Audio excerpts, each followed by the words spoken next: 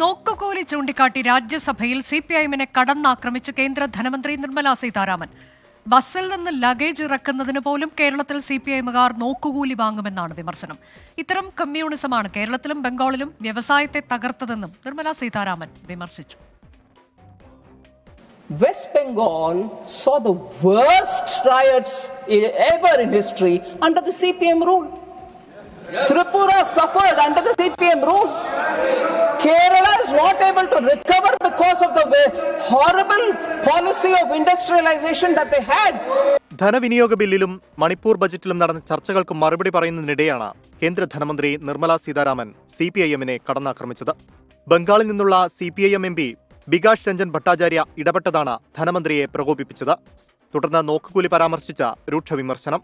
ബസ്സിൽ നിന്ന് ലഗേജ് ഇറക്കുമ്പോൾ പോലും സിപിഐഎം പ്രവർത്തകർ നോക്കുകൂലി പിരിക്കുന്നെന്ന ധനമന്ത്രി Nirmala Sitharaman. Nokukuli is not there anymore in Kerala. Can I say what that Nokukuli was, sir?